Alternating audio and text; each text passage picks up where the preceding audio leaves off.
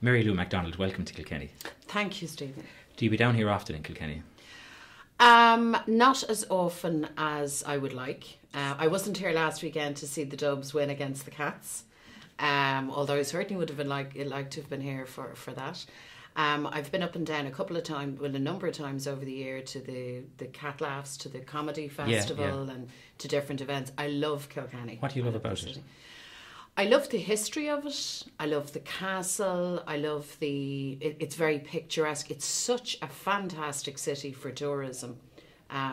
It's one of those gems that you just know a visitor to Ireland, once they come across Kilkenny, would just be enchanted by it. And in fact, it's a place that was very popular for us as Dublin children for school tours. All right, I can imagine. Kilkenny was, because it's handy, you know. Yes, yes. Sure. You represent Dublin Central. I do. And what's the issues in Dublin Central for you that you see? Well, Dublin Central is essentially an inner city community. So I represent the North Inner City. There'd be big blocks of flats, obviously a very densely populated area. And I also represent Cabra, which is the neighbourhood in which I live. The issues are mixed. Some of them are very testing. The North Inner City, for instance, would have very serious issues around social deprivation and poverty. We've issues with drug abuse. We've issues with educational disadvantage. We also have a phenomenally talented pool of people, particularly our younger people, our children coming up. We want to create job opportunities, educational opportunities, a decent chance for everyone, decent housing. Housing is a huge issue in the city. I know it's an issue here, but it's crazy in Dublin. And why I ask about your own constituency, because you're seen as a future leader, Sinn Féin, whether you're aware of that or not, I imagine you are. How will you relate in, say, even Kilkenny is a city as well, but how will you relate to rural Ireland as such? Well, funny enough, I think sometimes there's an idea promoted that there is this massive gulf between Dublin in particular, but urban Ireland more generally, and rural Ireland. Now, there is no doubt that the pace of life, in some cases the style of life, is very different, but the truth is that most of us, myself included, are only a generation or so away from rural life. So in my own case, my mother is a Tipperary woman. She's from the Glen of Aherlow. My uncles and my extended family still live in Tip. They farm in Tip, as do all my cousins. So whereas I'm not a rural dweller, I have a good sense of rural Ireland. I have a great love of rural Ireland. I mean, as a child, I would have been sent off every school holiday down to Tip to my gran, to Molly, and I would have spent months there. So it's very much home from home. And I think it's not helpful, and it's not actually accurate to say you have the city dwellers or the Dubs on one hand and the rest on the other. We're a small country, we're a small island, we're a small population, and we intermingle and move around. And there are differences. So, for instance, obviously issues around agricultural policy, issues around decentralisation, fair and balanced regional development are bigger, more pressing issues outside of the big cities. But nonetheless, issues like housing, educational opportunity, equality, those issues are common to all of us. And what's actual issues here down on the ground in Kilkenny as you see them? I think there's a number of them. I think there is an issue around more direct investment, greater job opportunities. I know that there's been a couple of environmental issues. I know that there's been a controversy around a particular bridge that has animated people down here.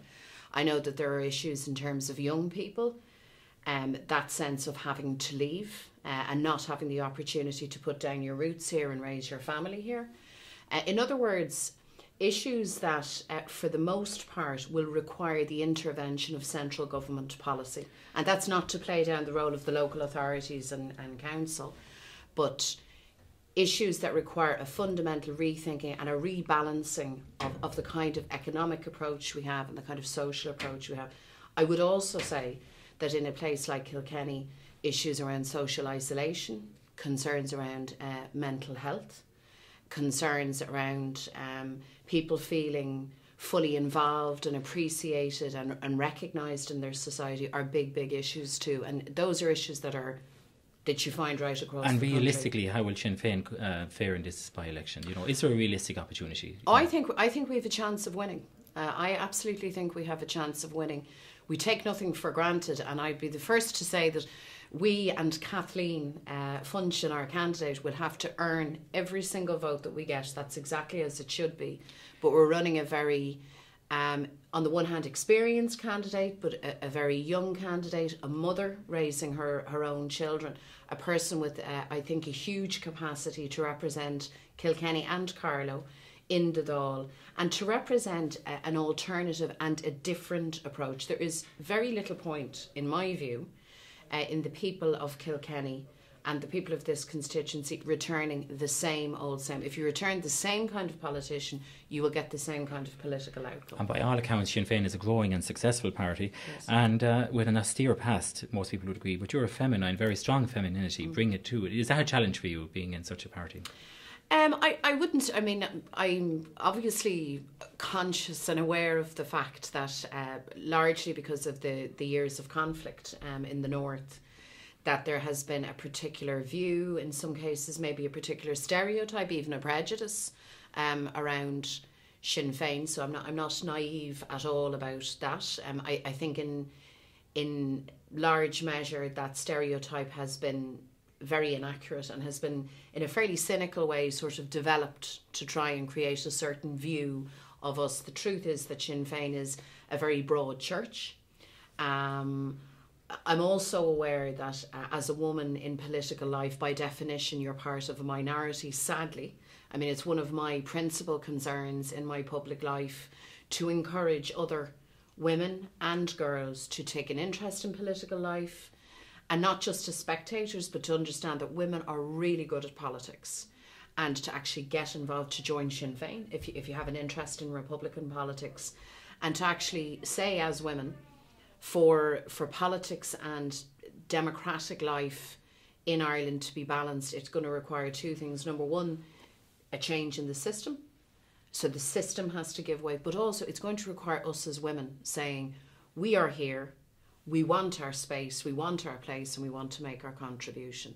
So I to answer your question, Stephen, of course, as a woman in public life, you have, I think, a particular sense of the responsibility that you have, not to be, just considering yourself, but to actually look at the bigger picture. And then I'm a mother. I have a son. You have two kids, yeah. And I have a daughter. And yeah. Of course, you look at things. I look at things as a politician, but I also look at things as a woman. Are you religious or spiritual? Yes, I'm actually both. So I am a Roman Catholic, and we're raising our children as Catholics. We go to Mass. And we didn't do that accidentally. That has been a very conscious choice for us in terms of raising our own children, our own family within that ethical framework. I'm also a very, very, in many ways, liberal and tolerant person. I would not for a second try to impose my religious or spiritual views on another. I would insist that they're respected, just as I respect the views of others. And I suppose most importantly, as a politician, as an elected representative, I'm very conscious of the fact that I operate in the secular sphere and that I represent people of all religious views and none. And it's my job to represent and to create a society and a legal framework and a community in which all of us as equal human beings, whether we're believers or otherwise, are valued and have our full rights. But I am a person who thinks on things quite deeply. Sometimes I'm told too deeply, and I enjoy that part of my life. And I think more as I get more mature, as I get older, certainly you come to appreciate and just the challenges that life throws up for people. I think I personally take great comfort and great succour in belief and in all of the religious milestones of a human life, and that's where I am with that. Mary Lou, thank you. Lovely to meet you, Stephen.